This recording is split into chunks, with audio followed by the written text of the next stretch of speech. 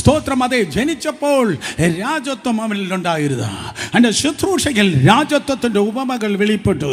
അവസാനം ശുശ്രൂഷയുടെ അവസാനവും പറഞ്ഞു, അതേ രാജത്വത്തിൻ്റെ സുവിശേഷം, ഈ രാജ്യത്തിൻ്റെ ദൈവരാജ്യത്തിൻ്റെ സുവിശേഷം ഭൂമിയുടെ അറ്റത്തോളം പ്രസംഗിക്കപ്പെടും.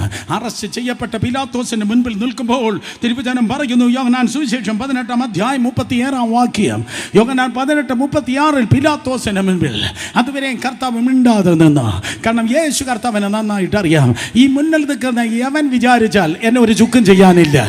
സ്തോത്രം. അതെങ്ങനെ കർത്താവേ അങ്ങക്ക് പർവാന്തക്കൊണം കഴിയും? അങ്ങേ ബന്ധിച്ചില്ലയോ? അങ്ങക്ക് എത്ര പീഡകൾ വന്നില്ലയോ? യേശു കർത്താവ് പറയും, ഇത് യവൻ കാരണമല്ല വന്നത്, മേലത്തെ പിതാവുണ്ട്. നിന്റെ തലയിൽ 1,15,000 രോമുണ്ടെങ്കിൽ സ്വർഗത്തിലെ ദൈവം അതിന് കണക്കിട്ടിട്ടുണ്ട്. ദൈവം അറിയാതെ, ദൈവം അനുവദിക്കാതെ, ദൈവം അറിയാതെ, ദൈവം അനുവദിക്കാതെ, ദൈവം അറിയാതെ, ദൈവം അനുവദിക്കാതെ ഒന്നുപോലെ നിലത്ത് വീഴുന്നില്ല. സ്തോത്രം. പിലാത്തോസ് പറഞ്ഞു, വേണമെങ്കിൽ നിന്നെ എനിക്ക് വിട്ടയക്കാം.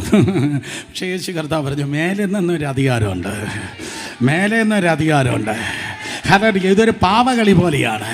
ഇതിൻ്റെ ചരട് വലിക്കുന്നവൻ ഇവിടെയല്ല, ഈ കർട്ടൻ്റെ പിന്നിലല്ല, ചരട് വലിക്കുന്നവൻ മേലെയായിരിക്കുന്നത്.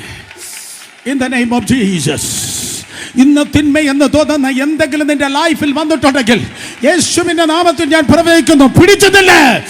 ചില ആഴ്ച കഴിയുമ്പോൾ നിനക്കൊരു പ്രമോഷൻ ഉണ്ട്.